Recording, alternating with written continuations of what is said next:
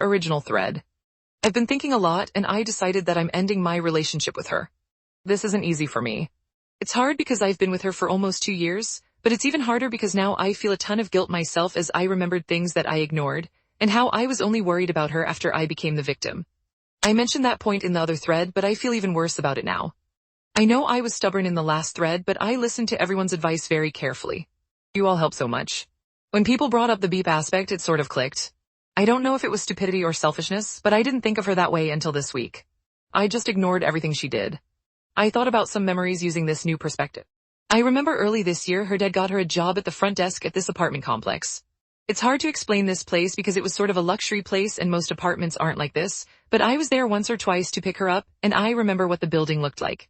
There were a lot of older people living there, and right near the entrance of the building there was an elevator which only went up. Then there was the main elevator which was kind of far down a long hallway. She had to call that first elevator down after the person was approved to go into the building. One time me and her were smoking and just chilling talking about stuff. She was laughing to me about how she would sometimes disable the up elevator and pretend it was out of order, and then she'd watch these older/handicapped people walk down this long hallway to get to the main elevator. She got fired pretty quickly anyway because she activated the fire alarm when there was no fire. When they asked her what happened, she pretended that the computer was glitching and she couldn't stop it, but they believed she did it on purpose, so they fired her. I'm sure some people could have been injured during the chaos. I guess the alarm must have disabled the elevators, so everyone had to grab their stuff and run down the stairs as quickly as possible. I can imagine all these elderly people going down so many flights of stairs. I don't think anyone was injured, but they did fire her and maybe they're still investigating. I don't know if it could help, but I'm gonna call that place and tell them what she told me and how she admitted to pulling the alarm on purpose. That will help my conscience out a lot. Like I said, I feel terrible about ignoring this stuff. You might think I'm an idiot or a terrible person myself. I don't know what to say, but when I really thought about this stuff, I decided I couldn't be with her. I know people will criticize me and that's fine. This is an update but also a confession TBH because I have to get that off my chest. And there's a bunch of other stories too that she told me or that I saw myself. I enjoyed her craziness TBH even though I was always on edge, but I thought of it as her being fun and spontaneous instead of sadistic. I guess I'm pretty weird myself. I responded to her text this morning because she was starting to get angry and was sending a lot more texts. I told her I was really sick and thought she shouldn't be near me, but that we might be able to hang out again in a week or two. I said I wasn't mad at her anymore and I just didn't respond because I was sick. I just told her that to get her off my back and to give myself time to prepare for the breakup because I don't know how she's gonna react and I want to be safe. For example, she has keys to my house, and I'm living with other people including kids, so I want to change the locks and make sure we're not tied together in any other ways before I do an official breakup. Do you think that's a smart idea? I could use any advice on the best way to do a breakup in this situation because I'm kind of worried. Once again, thanks so much for all your advice last time and have a good day.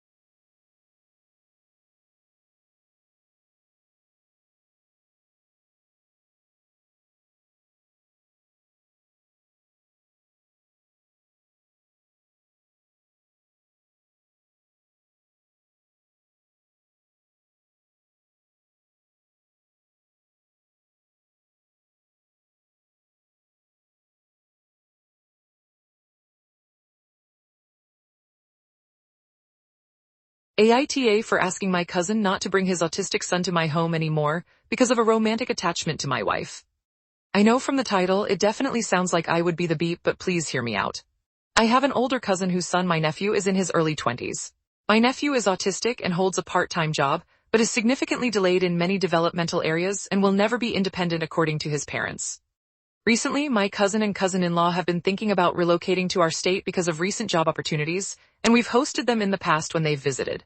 The first time they stayed with us, my nephew seemed to develop a strong attachment to my wife and always wanted to be near her.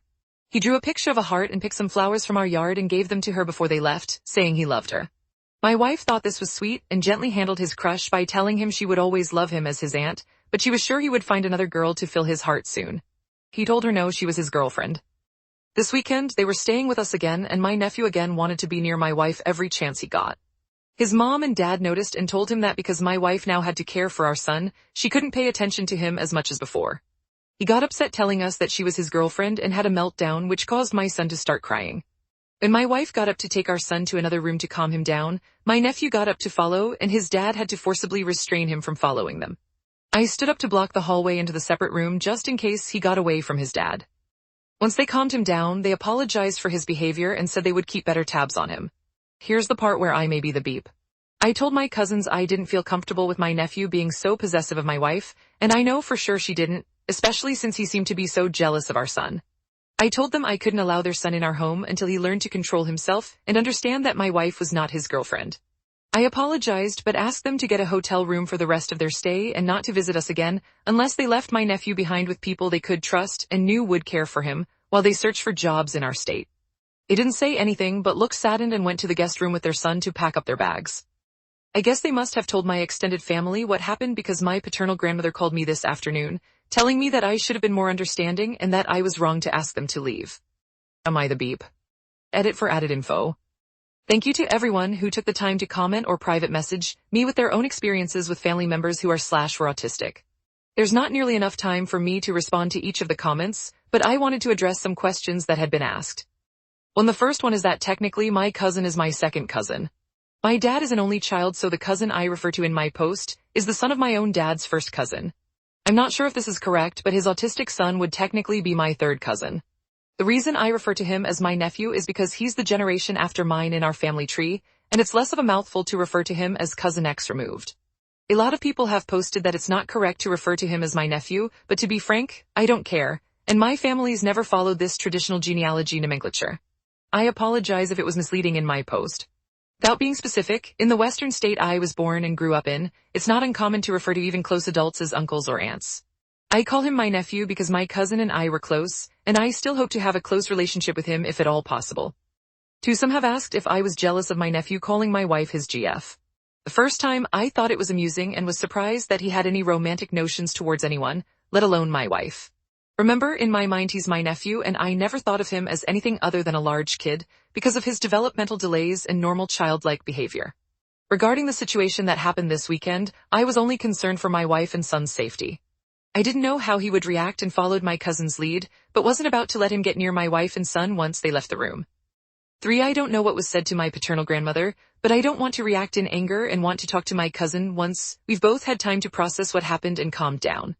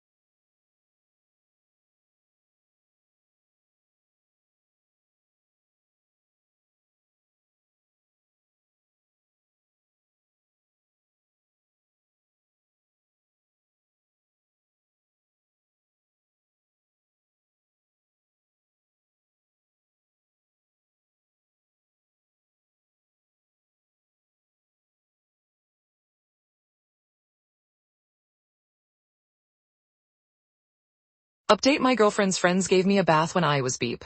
I'm disgusted and embarrassed. So about a week ago I posted my original which got deleted, so I put it down there. And then there's an update for those who were wondering. Beep original beep. So I went out partying with a few buddies and we all came back wasted. I live with my girlfriend and I came home extremely beep. My friends put me to bed and left. My girlfriend had 2 or 3 friends over.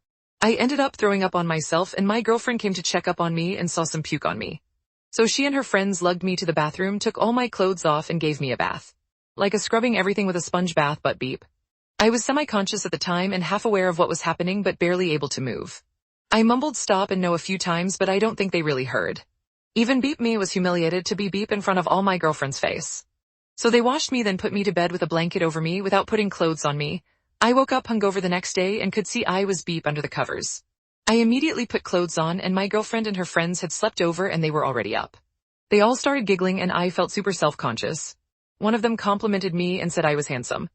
I told them I was totally not okay with what they did. Their expressions immediately changed and they all started yelling they just helped me and I had no leg to stand on. I reiterated they were not allowed to wash me without my consent, especially if I was able to talk, and I was going to be talking to someone about it. They freaked out, but I pushed past them and left. I haven't gone back yet, but I've been getting tons of texts begging me not to do anything. They keep saying when your beep friends are supposed to help you out and clean you up. So now I'm asking, should I? Should I do something about this? What do I do? Am I wrong to feel exposed? Edit to answer common questions. When I was not flailing or thrashing or continuing to puke, I was totally immobile. Everything was foggy and I told them no, but I wasn't really moving. 2. I do not regularly get this beep, and thanks to all the people for saying it's my fault. I'm in college, some days we go out and go a little overboard. We've all had those days where we threw up, it happens. 3. My girlfriend could have easily bathed me herself. There's people arguing that switching the genders isn't the same because one guy could bathe a beep girl. So could she? I wasn't fighting or anything. I've bathed her once or twice and I make her girlfriends leave too because I respect her privacy. 4. It is not the same as doctors doing it. Doctors are trained medical professionals and my girlfriend's friends are not my loved ones. We're not friends, they're her friends. We barely talk. 5. I have my own room. I puked in my room, we don't share it. 6. I am 5'11" and 138 pounds for those wondering. My girlfriend is 5'7" and 124. Beep updat beep. Hi again everyone, I'm the little crybaby bitch whose girlfriend and her friends gave me a group bath. Sound weird yet? To clarify, I was fine with them helping me go to the tub, but my GF knew I was uncomfortable with her friends being there, and trust me, she did not need their help. I've cleaned her up before and she's cleaned me up once before and she did it on her own. These are her friends, not mine, we don't have a relationship. They touched me all over when I was vulnerable and without clothes. That's disgusting and they 100% knew what they were doing wrong. We've all gotten beat before, we're in college, it happens. Not often but every now and then, and we help each other out. But my girlfriend had permission to help me out, not her friends. Just like how she gives Emmy permission to help her out, not her friends. They all stayed there. They knew they should have left. I told them to stop. Anyway, the point isn't that, it's the update. I was staying at my friend's house and he was on my side, thankfully. My GF stopped by to talk when he was out and showed up at the door. When I saw her through the peephole, the first thing I did was start a video on my phone in my pocket. She started explaining to me they were helping me out and I needed their help. I cut her off and asked her how she'd feel if my friends and I bathed her. She got quiet and said it wasn't the same thing. Girls are more vulnerable than boys, and it was her and her friends' natural maternal instinct to take care of me. I asked her real talk, why did she tell her friends to leave? She didn't say anything for a while, and then after some grilling she finally replied she did, but they asked to stay because they didn't think she could handle it herself. I asked why she didn't say no because she knew she could, and she said they wanted to stay so she let them. They said just in case and insisted, so what's the harm? I asked why and she shrugged. She started crying. I asked her why they didn't leave me in my boxers. She said they were dirty. I said no, she could have easily poured water with the handheld shower head and they would have cleaned. I puked on my shirt. I asked her again, but she stayed firm on them being dirty and she definitely had to remove them. She sort of shut off then, but I told her I wouldn't be able to forgive her if she didn't tell me exactly what happened and why. I hugged her and said I had to know or else we were done. She was hesitant, but I swore up and down I wouldn't take it to the police, I just wanted to know. She finally agreed and I asked if they heard me tell them to stop, and she said she had heard me say something and shake my head, but she didn't know what I said. I went back to our place after the conversation, and after she went to sleep I took out her phone. Yes, okay, I'm a snoop, I'm wrong, but I had to know. We know each other's passwords, so I opened it and went to her texts. I texted them from her asking if they knew what I had mumbled. One claimed not to have heard anything, the other two admitted they'd heard me mumble stop, but I was drunk and needed their help. I screenshotted the texts. I left afterward, back to my friend's place, and texted my GF I wasn't quite ready to continue our relationship, but we'd see how it went. The reason I'm posting this is because I want some advice. I have evidence of what they did, screenshots of texts and a voice recording. The question I'm asking now is, should I take it to the RA or the beep assault department? I know now they chose to stay in there after my GF asked them to leave, and my GF let them stay in there. I know they physically bathed me when I was immobile and didn't need more than one person. But is this reason enough to go to authorities? I haven't told our mutuals about the incident because that may lead to ostracization, and I don't know where I want to go with this. I'm not ready to let it go, but should I report it? Our college has a firm policy on things like this, it's not a little thing.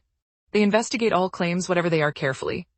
Better ask judgment-free internet strangers than actual people in my life. Let me have it, guys.